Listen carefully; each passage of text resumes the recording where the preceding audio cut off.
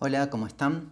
Les doy la bienvenida a este segundo video, esta segunda parte de estas charlas sobre estructura electrónica de átomos. Vamos a retomar en donde dejamos el video anterior y a continuar a partir de ahí, viendo un segundo modelo de estructura electrónica del átomo de hidrógeno para empezar, que es el modelo que está basado en la mecánica cuántica.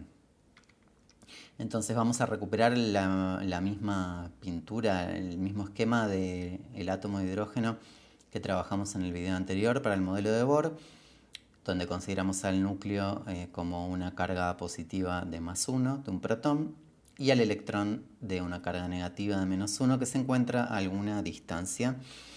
Y también vamos a recuperar esta idea, porque esto va a seguir valiendo, este esquema, esta idea de que ese electrón, digamos, va a tener ciertos niveles de energía accesibles, que no va a poder tener cualquier energía, sino solo algunas energías determinadas. Eso va a surgir también en el contexto de este modelo.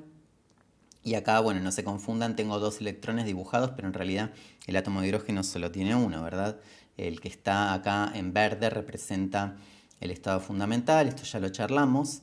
Eso significa que ese electrón está ubicado en el nivel de menor energía.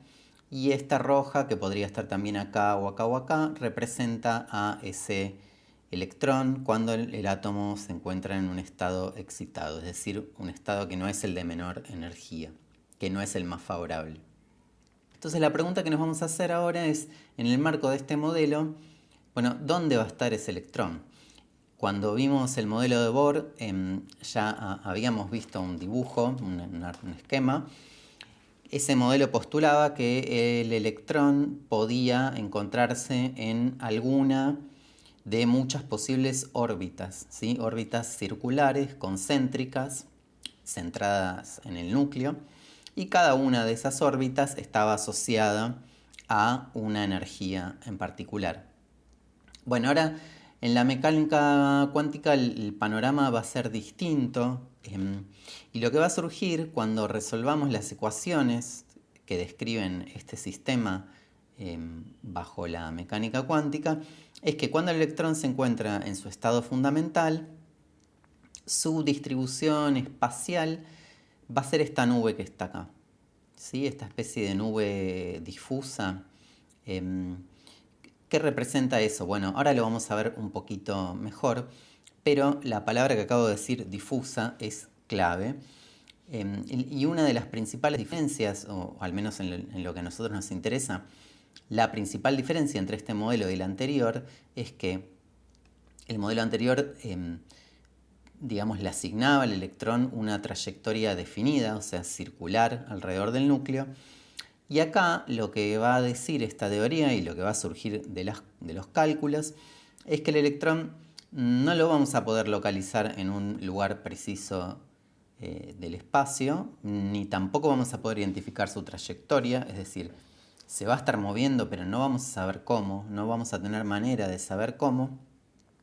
Nos vamos a tener que conformar con delimitar una cierta región del espacio, que es esta nube azul, dentro de la cual confiamos o creemos en que el electrón va a estar, ¿sí? Ahora lo vamos a discutir un poco mejor, pero ese es el concepto de orbital, que es un concepto sumamente importante en los modelos atómicos basados en la mecánica cuántica, ¿sí? El electrón este que está acá, en su estado fundamental, va a estar en algún lado de por acá.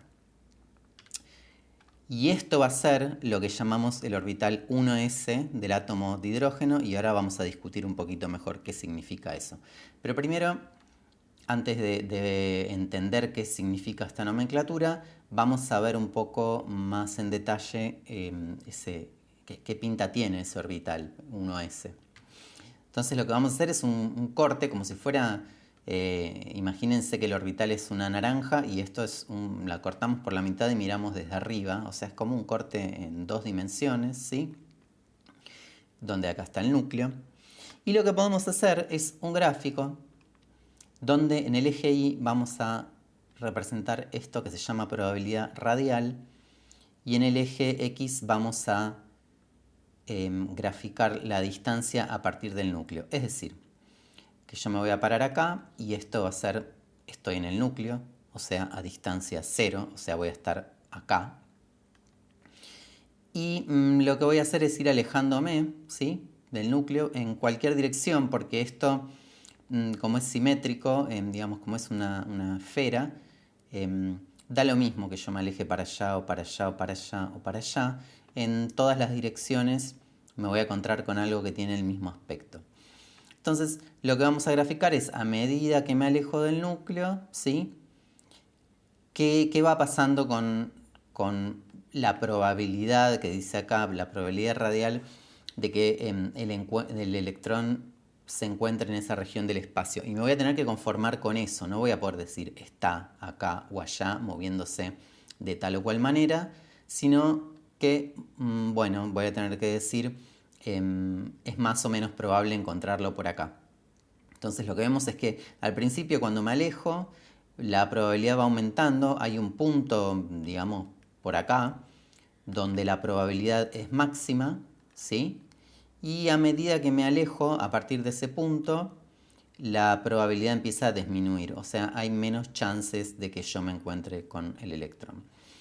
Entonces, bueno, esto da como una imagen de cómo está distribuida esa chance, esa probabilidad, esa esperanza que tengo de encontrarme el electrón en el espacio, en este orbital.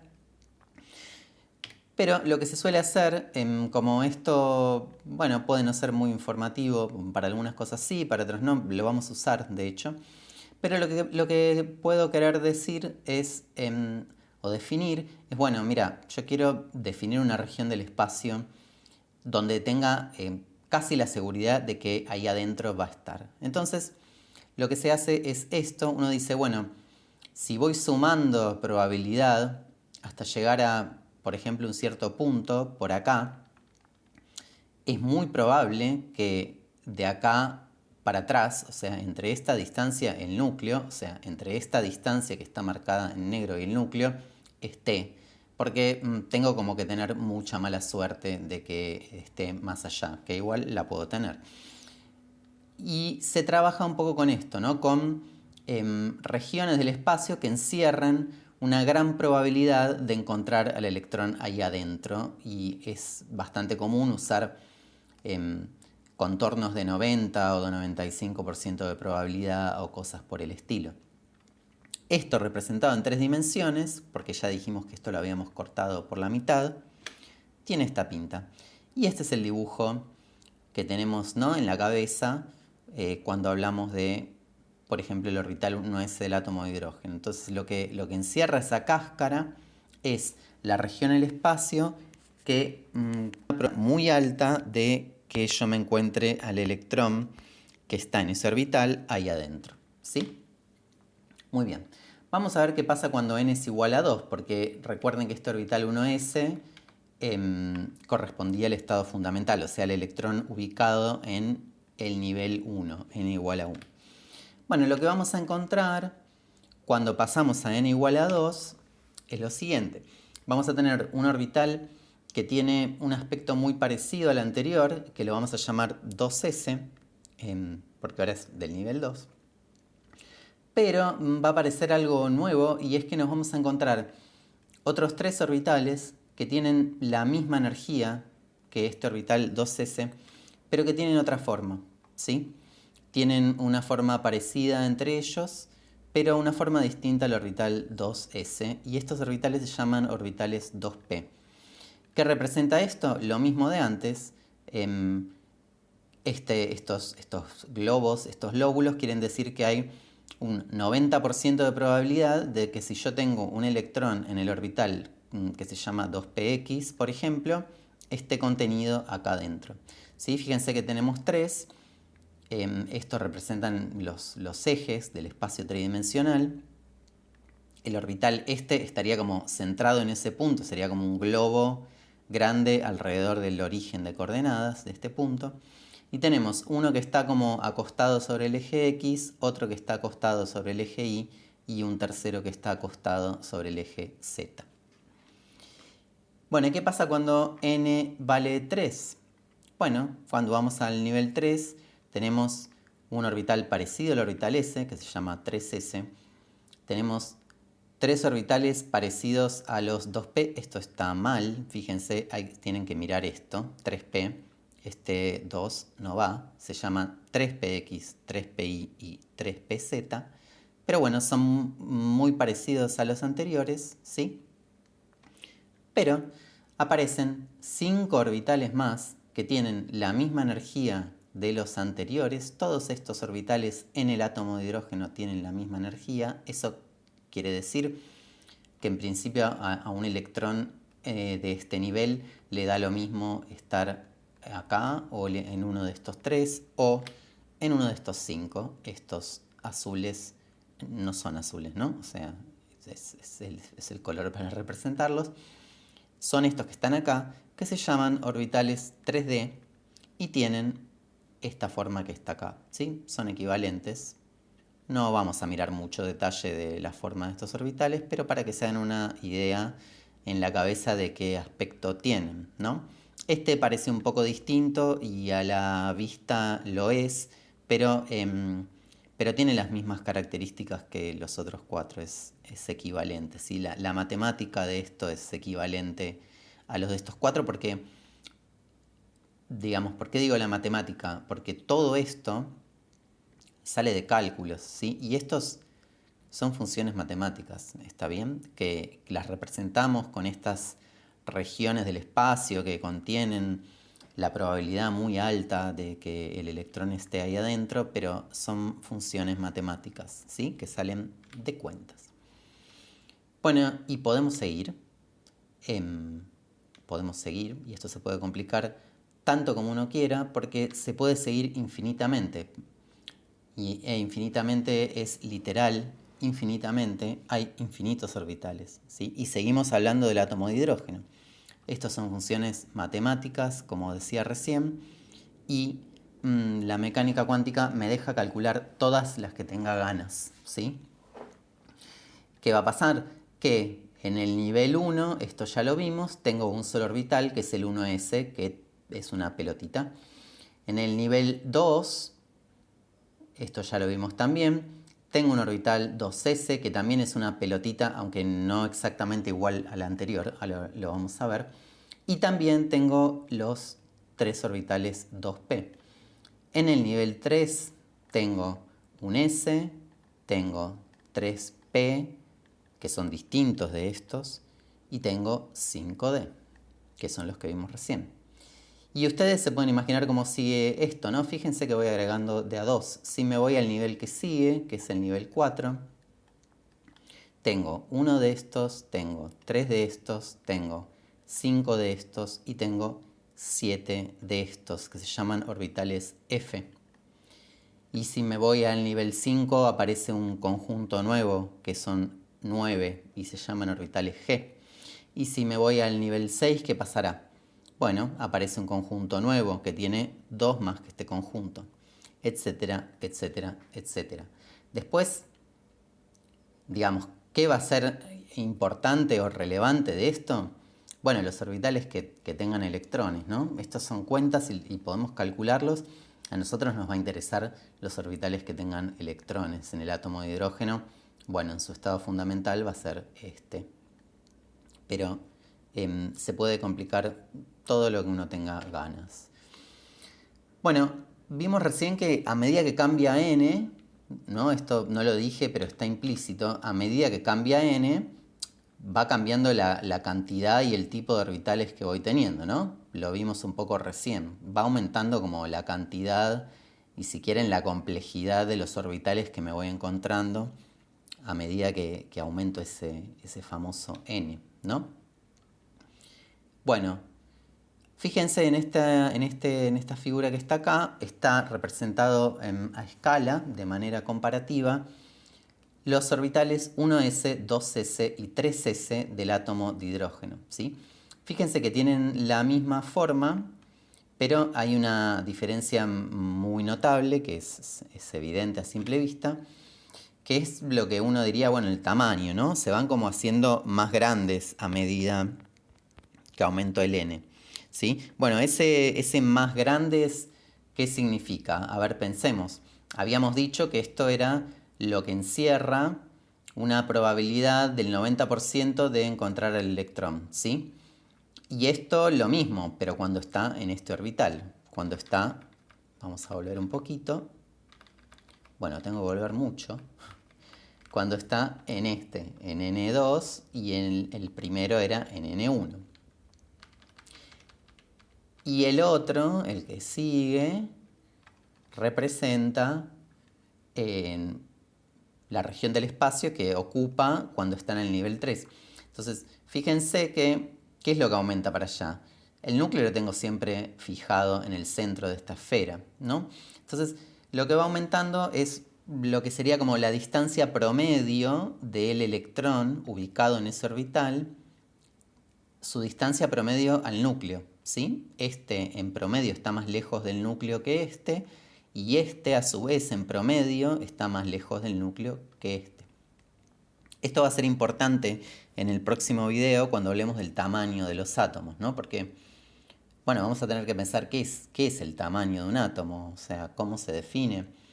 Y ahí, bueno, la distancia entre el núcleo y los electrones que estén más alejados del núcleo va a ser un indicador interesante del tamaño de un átomo. Y lo otro que aumenta es la energía, ¿no? Eso se ve bien en el diagrama de energías, que no voy a volver para atrás, pero lo tenemos ya, pueden retroceder el video.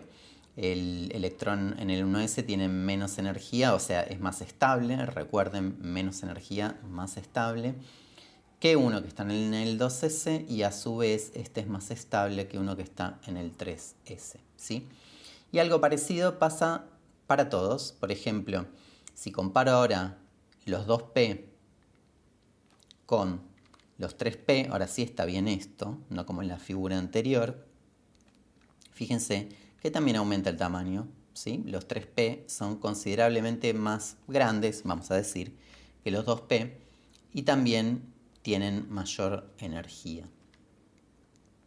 Entonces, ¿qué es este famoso N del que venimos hablando ya desde el átomo de Bohr? Pero acá, bueno, estamos bajo otro modelo, con lo cual las cosas en principio pueden tener alguna similitud con lo que significaban en el modelo anterior, pero tienen su entidad propia, su propio significado bajo este modelo. Bueno, N es lo que llamamos, y conocen ustedes me imagino, sus profes les habrán explicado, número cuántico principal, ¿sí? El número cuántico principal está relacionado con la energía del orbital de esta manera. Cuanto mayor es n, mayor es la energía de ese orbital.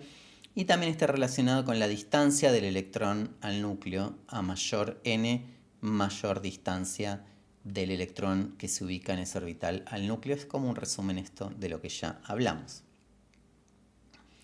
Y otra pregunta interesante es por qué hay orbitales que tienen igual n pero distinta forma, ¿no? Como el 2s y el 2p, por ejemplo, tienen el mismo n pero distinta forma.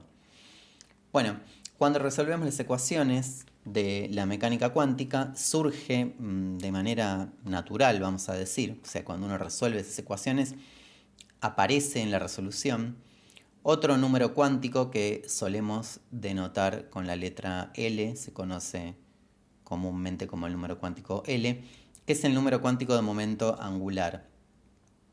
Y así como este estaba relacionado con estas propiedades, el número cuántico L está relacionado con la forma del orbital, ¿sí? ¿De qué manera? Bueno, de esta manera. Esta nomenclatura es por motivos históricos, digamos, no es demasiado importante, nos vamos a manejar con estos normalmente. Pero cuando este número vale 0, el orbital asociado se conoce como orbital S. Cuando este número vale 1, el orbital asociado se conoce como orbital P. Y cuando vale 2, se conoce como orbital D, y así continuando. Y se pueden fijar en las diapositivas anteriores que aparecen hasta acá, creo, si no me equivoco. Entonces, vamos a tratar de racionalizar un poquito todo esto con esta tabla que les muestro acá. Entonces, fíjense que cuando estábamos en el nivel 1, solamente vimos que había un orbital que era el 1s, ¿verdad? El 1s, ¿sí? Bueno, para el nivel 1 tenemos un solo valor posible de L, ¿sí? Nivel 1, un solo valor de L, que es 0, ¿sí? L vale 0. L vale siempre, no lo tengo escrito acá, bueno, ahora va a surgir solo. Créanme que L vale 0. Y en la tabla anterior vimos que cuando L vale 0, ese orbital se llama S. Entonces tenemos un orbital 1 porque estoy en el nivel 1 y S porque L vale 0, ¿verdad?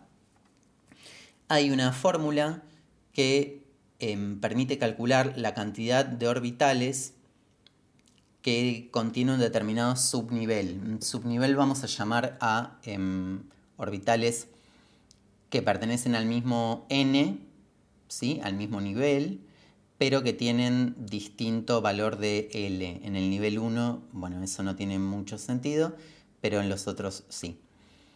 La cuenta es 2L más 1, o sea, agarro el valor de L, 0, lo multiplico por 2, 2 por 0, 0, más 1 me da 1. Eso quiere decir que cuando un orbital tiene L igual a 0, o sea, cuando tengo un orbital S, tengo uno solo.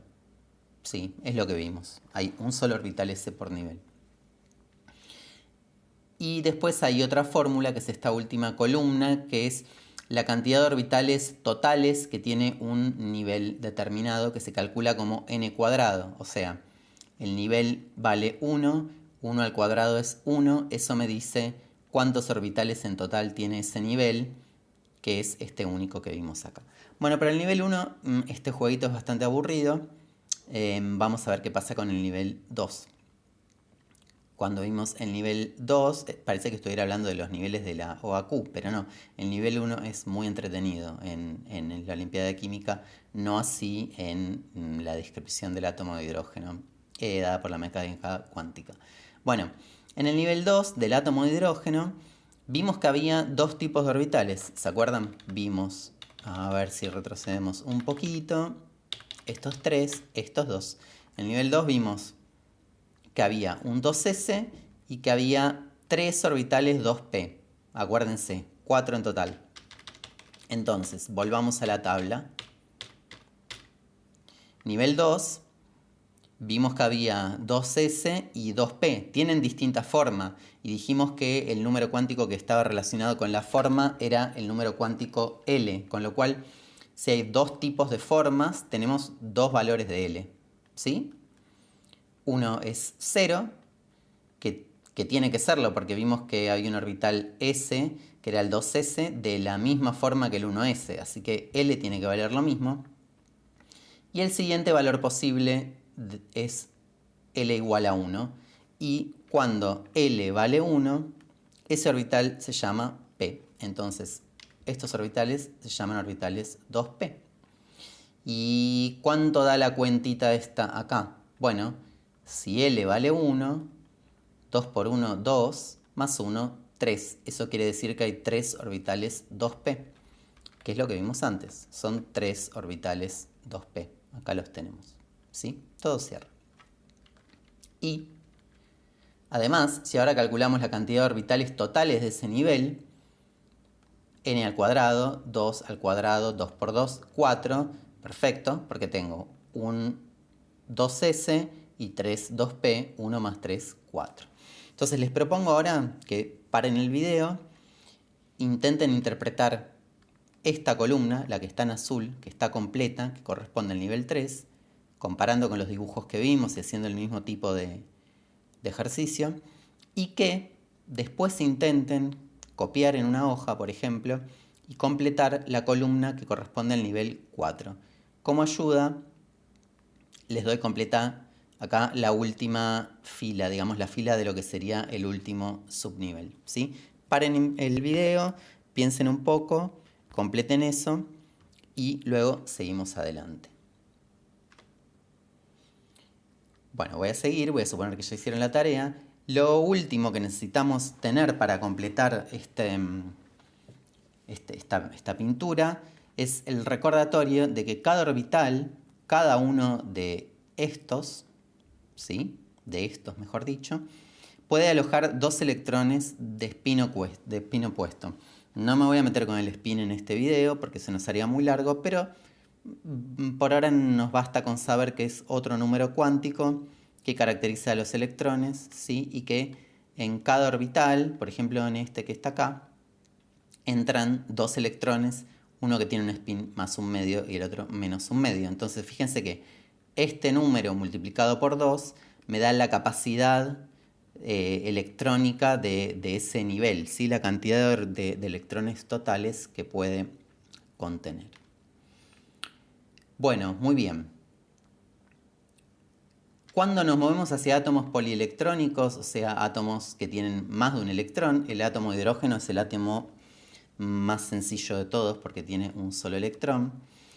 Nos podemos encontrar en los libros, digamos, esto no es algo que tengan que saber de memoria, cómo es el ordenamiento de las energías, ¿sí? De los orbitales, y nos encontramos con una cosa de este estilo. Entonces, ¿qué es lo que hay que saber acá? Que, dado esto, si a mí me dicen cuántos electrones tiene un átomo, yo puedo completar de abajo para arriba, o sea, de menos energía a más energía, porque siempre los electrones prefieren ir primero a donde hay menos energía, donde estoy más cerca del núcleo, donde hay mayor atracción por parte del núcleo. Y de esta manera saber cómo están distribuidos los electrones en ese átomo. Por ejemplo, supónganse que me voy al litio, ¿sí? El litio tiene 3 electrones, entonces empiezo por abajo. Acá entran 2 y acá entra 1. Y entonces tengo 2 acá y 1 acá. Muchas veces en los libros se representan de esta manera, en forma de tabla, porque es cómodo. Pero no olviden que esto tiene distinta energía que esto, y esto tiene distinta energía que esto, y sale de acá, ¿no? Si me voy, por ejemplo, al nitrógeno, el nitrógeno tiene 1, 2, 3, 4, 5, 6, 7 electrones, ¿sí? Bueno, 1, 2, 3, 4, sigo por acá, 5, 6, 7, ¿sí? Y así puedo completar toda la tabla periódica. Y esta lógica da lugar al concepto de configuración electrónica, que no es otra cosa que cómo están distribuidos los electrones de un átomo en sus orbitales, considerando las energías de los orbitales y las reglas que indican cómo se llena esto, que eso es de menos energía a más energía. Bueno, el tema de los spins, que lo van a charlar mejor con sus profes, y que cada orbital puede contener solamente 2 electrones, ¿sí? Bueno, muy bien. ¿Y para qué sirve todo esto? Nos podríamos preguntar a esta altura del video y de la vida. Y lo que ocurre con esto es que esto es la tabla periódica. Esto es exactamente la tabla periódica, porque en la tabla periódica los elementos están ordenados, bueno, de forma periódica, pero además están ordenados de acuerdo a lo que llamamos subconfiguración electrónica externa, o sea, cómo están distribuidos en orbitales los electrones más externos, ¿sí? Si miramos la tabla periódica, en este sector nos vamos a encontrar lo que se conoce como bloque S. Esto es que tienen sus electrones más externos en orbitales S. Por acá nos vamos a encontrar el bloque P. El helio, bueno, es un bicho raro, pero esto es el bloque P, es decir, todos los elementos que están acá, siguiendo esto, que me olvidé de decirlo, esta distribución de energías de orbitales da lugar a la famosa regla de las diagonales. No es más que ir llenando de abajo para arriba, la regla de las diagonales, ¿sí? Y perdón, fíjense otra cosa interesante, bueno, ahora va a surgir en la tabla. Esto que está acá, entonces les decía, es el bloque P, tienen sus electrones externos en orbitales P. Esto es el bloque D, porque repitan, bien, muy bien. Y esto es el bloque F, ¿sí? Fíjense, algo también interesante es que cuando empiezo por el primer periodo, ¿qué tienen en común estos dos elementos, el hidrógeno y el helio? Bueno, que tienen sus electrones externos en el mismo nivel, nivel 1. ¿Qué pasa en el segundo periodo? Lo mismo, ¿sí? Nivel 2, nivel 2. ¿Qué pasa en el tercer periodo? Lo mismo, tienen sus electrones externos en el nivel 3. ¿Qué pasa cuando me voy al cuarto periodo? Parece como no tener sentido, ¿no? Porque, digamos, acá llené hasta el 4s y acá empiezo a llenar como electrones de un nivel más abajo, ¿no? Pero como no habíamos dicho que a mayor n, mayor energía. Bueno, eso que dijimos es válido para el átomo de hidrógeno. Fíjense que acá empiezan a pasar cosas extrañas porque el nivel 2s y los niveles 2p no tienen la misma energía, lo mismo el 3s y 3p, lo mismo 4s y 4p, y si yo voy llenando, lleno primero 1s, luego 2s, luego 2p, luego 3s, luego 3p, luego 4s, y el siguiente no es 4p, sino que es 3d, ¿sí? Entonces, 4s, 3d, 4p, 4s, 3d, 4p.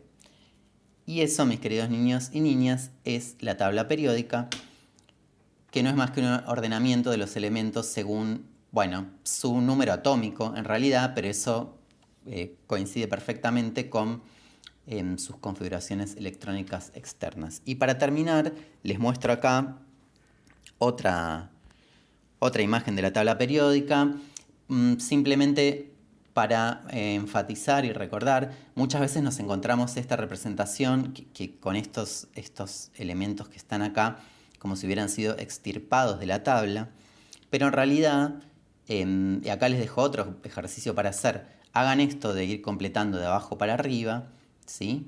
Y fíjense cuando aparecen estos orbitales de tipo F, y eso coincide con que ese bloque en realidad no es que está sacado para afuera, se suele representar abajo por cuestiones de claridad, pero en realidad es una continuación exacta y perfecta de los niveles de energía que mostramos recién, ¿sí? Yo vengo acá, por ejemplo, y voy a venir 5s, 4d, 5p, 6s, 4f. A ver si me sale porque me perdí. Dije 5s, 4d, 5p, 6s y 4f. Creo que no me enrosqué. Pero bueno, también pueden parar el video y cotejar que estos elementos aparezcan acá también es perfectamente consistente con la distribución de energías de los orbitales que les mostré en ese gráfico. Bueno, eso es todo por hoy. En el tercer y último video de esta serie vamos a tomar todo lo que aprendimos sobre estructura electrónica, sobre orbitales, sobre cómo está construida la tabla periódica, y lo vamos a usar para entender cómo varían en la tabla periódica algunas propiedades como el radio atómico, la energía de ionización, la electronegatividad y otras. Bueno, cuídense, sigan bien y nos vemos en el próximo video. Adiós.